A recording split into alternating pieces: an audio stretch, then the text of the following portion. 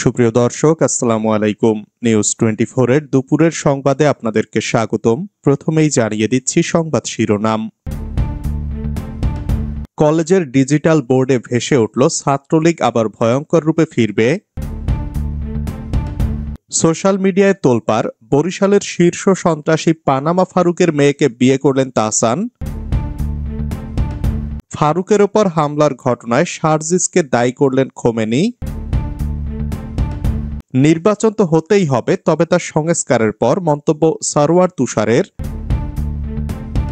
তড়িঘড়ি করে আর্টিকেল ৭০ তুলে দিলে এমপি কেনাবেচা শুরু হবে, মন্তব্য রিজভীর।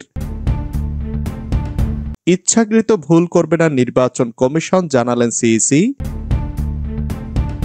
লালপুরে বিএনপি আওয়ামী লীগ সংঘর্ষ, আহত ৫। জাতীয় নাগরিক কমিটির সদস্যকে বিএনপি নেতার হুমকি। এতক্ষণ শুনছিলেন সংবাদ শিরোনাম। পুরো খবর পেতে ভিডিওটি শেষ পর্যন্ত দেখুন। সর্বশেষ সংবাদ পেতে চ্যানেলটি সাবস্ক্রাইব করুন। এবার বিস্তারিত। কলেজের ডিজিটাল বোর্ডে ভেসে উঠল ছাত্রলীগ আবার ভয়ঙ্কর রূপে ফিরবে।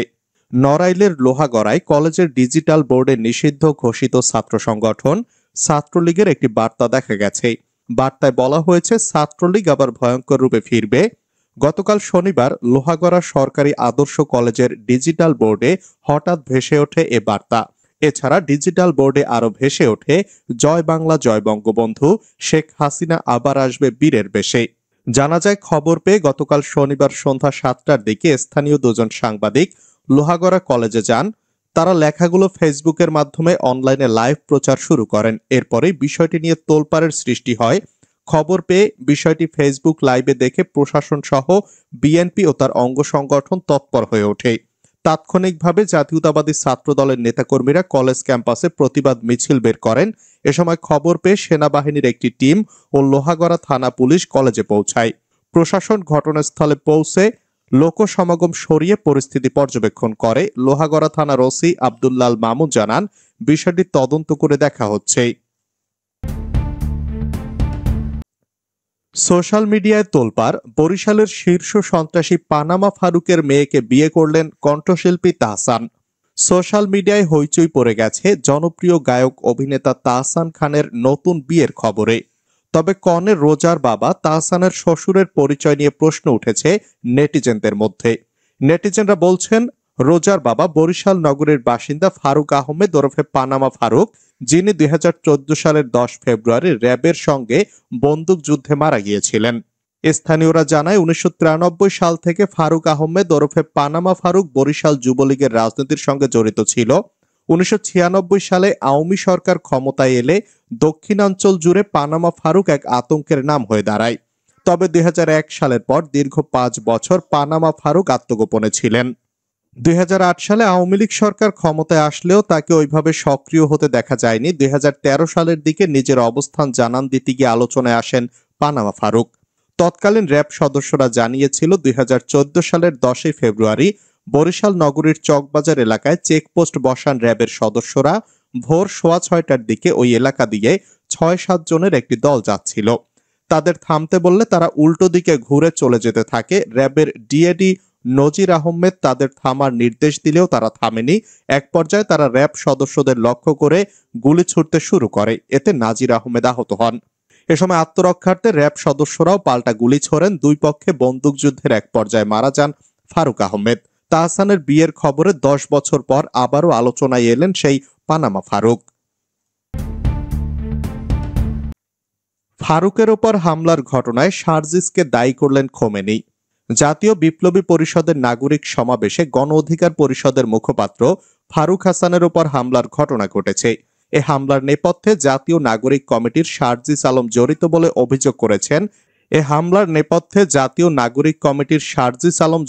অভিযোগ করেছেন। জাতীয় বিপ্লবী পরিষদের আহ্বায়ক খোমেনি ইহসান। শনিবার রাতে নিজের ফেসবুক অ্যাকাউন্টে দেওয়া পোস্টে এর দাবি করেছেন তিনি। ফেসবুক পোস্টে খোমেনি ইহসান লিখেন, জাতীয় বিপ্লবী পরিষদের সমাবেশের হামলার নেপথ্যে জাতীয় নাগরিক কমিটির শারজিস আলম জড়িত।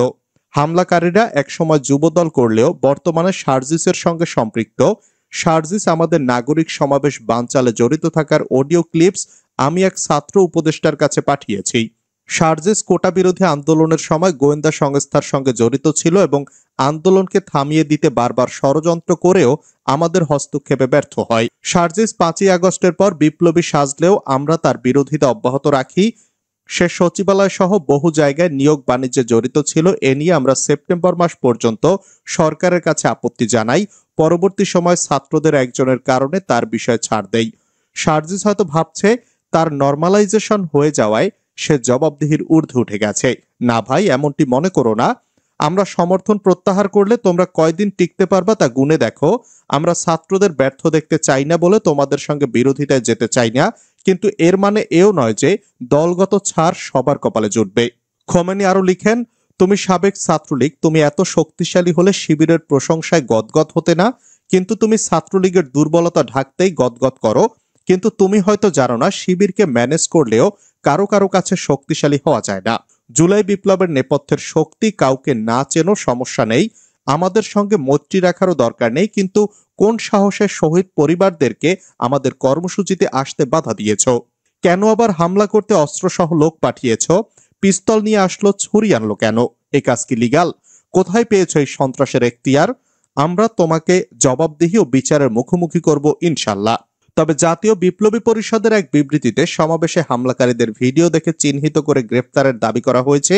গতকাল শনিবার সন্ধ্যায় এক যৌথ বিবৃতিতে এ দাবি জানিয়েছেন নবগঠিত দলটির রাজনৈতিক প্রধান আনিসুর রহমান ও সাংগঠনিক প্রধান মোহাম্মদ শফিউর রহমান। নির্বাচন তো হতেই হবে, তবে তার সংস্কারের পর মন্তব্য সরওয়ার তুষারের।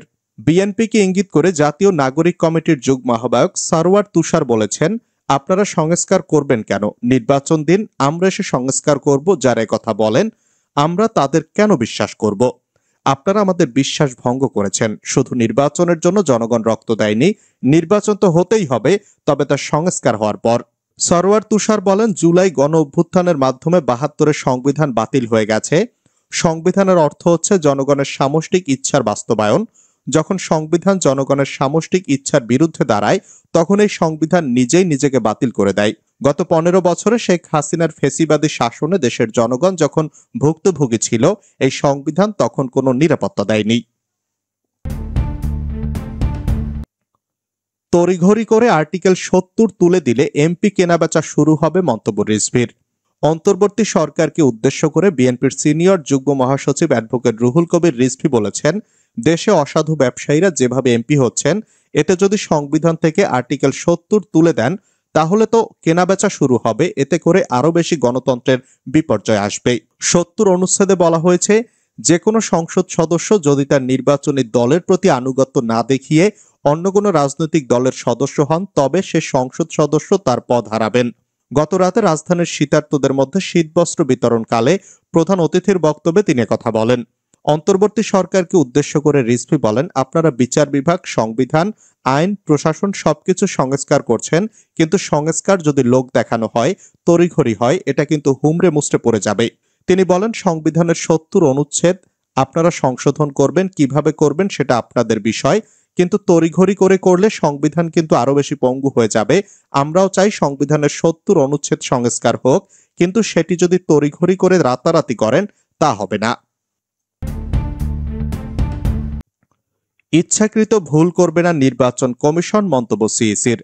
প্রধান নির্বাচন কমিশনার এএমএম নাসির উদ্দিন বলেছেন, কাজ করতে গিয়ে কমিশন ইচ্ছাকৃত ভুল করবে না বলে প্রতিশ্রুতি দিচ্ছি। রোববার রাজধানীর আগারগাঁওয়ে নির্বাচন প্রশিক্ষণ ইনস্টিটিউটে ভোটার হালনাগাদের তথ্য সংগ্রহকারী ও সুপারভাইজারদের প্রশিক্ষণের উদ্বোধন অনুষ্ঠানে তিনি কথা বলেন। সিএসি বলেন, গতানুগতিক পদ্ধতিতে কাজ করার সুযোগ নেই। 18 কোটির মানুষের ভোটের অধিকার ফিরিয়ে দিতে, সুষ্ঠু, স্বচ্ছ এবং নিরপেক্ষ নির্বাচন দিতে নির্বাচন কমিশন প্রতিশ্রুতিবদ্ধ। নির্বাচন সংশ্লিষ্টদের পেশাদারত্বের সাথে কাজ করতে হবে। কাজ করতে গিয়ে ইচ্ছাকৃত ভুল কমিশন করবে না বলে প্রতিশ্রুতি দিচ্ছি। নির্বাচন কমিশনার আব্দুর রহমানেল মাসুদ বলেছেন, ভোটে মানুষের আস্থা ফিরিয়ে আনতে স্বচ্ছতা এবং দায়িত্বের সাথে কাজ করতে হবে। নির্ভুল ভোটার তালিকা সুষ্ঠু নির্বাচনের পূর্ব শর্ত বলে মনে করে কমিশন। এ সময় ভোটার তালিকা হালনাগাদে সর্বোচ্চ সতর্কতা এবং তৎপরতার সাথে কাজ করার নির্দেশ দেন। লালপুরে বিএনপি আওয়ামী লীগ সংঘর্ষ, আহত 5। লালপুরে বিএনপি আওয়ামী লীগের সংঘর্ষে ছুটিতে বেড়াতে আসা সেনা সদস্য সহ 5 জন আহত হয়েছেন। শনিবার রাত 8টার দিকে উপজেলার আরবাব ইউনিয়নের রঘুনাথপুর গ্রামে এ ঘটনা ঘটে। আহতরা হলেন আওয়ামী লীগ কর্মী আব্দুল মান্নান, ছেলে সোহাগ, আব্দুল মান্নানের নাতি জয় ও সেনাবাহিনীর সদস্য জিহাদ ও ছাত্রদল কর্মী সাগর। স্থানীয়রা জানায়, ছাত্রলীগের প্রতিষ্ঠাবার্ষিকী উপলক্ষে ফেসবুকে পোস্ট করে জয়। এর জেরে উপজেলা ছাত্রদলের নেতাকর্মীরা ওই ছাত্রলীগ নেতাকে মারধর করে। পরে স্থানীয় আওয়ামী লীগের লোকজন তাদের ধাওয়া করে সাগর নামে এক ছাত্রদল কর্মীকে মারধর করে। পরে বিএনপি নেতাকর্মীরা একত্রিত হয়ে আব্দুল মান্নান, আবু বকর সিদ্দিক ও সেন্টু নামে 3 আওয়ামী লীগ সমর্থকের বাড়ি ভাঙচুর করে। এ সময় মান্নানের বাড়িতে বেড়াতে আসা ছুটিতে থাকা সেনাবাহিনী সদস্য জিহাদ সহ অন্তত 4 জন আহত হয়। চাঁদাবাজির প্রতিবাদ, জাতীয় নাগরিক কমিটির সদস্যকে বিএনপি নেতার হুমকি। চাঁদাবাজির বিরুদ্ধে প্রতিবাদ করায় জাতীয় নাগরিক কমিটির সদস্য আরিফুর রহমান তুহিনকে হুমকি ও তার পরিবারকে লাঞ্ছিতের অভিযোগ উঠেছে ঝালকাঠি জেলার বিএনপি নেতা নাসিম উদ্দিন আকনের বিরুদ্ধে। এ ঘটনায় তীব্র নিন্দা ও প্রতিবাদ জানিয়েছে জাতীয় নাগরিক কমিটি। রোববার সংগঠনটির সহ মুখপাত্র মুশফিকুস সালেহীন স্বাক্ষরিত এক বিবৃতিতে এ নিন্দা জানানো হয়।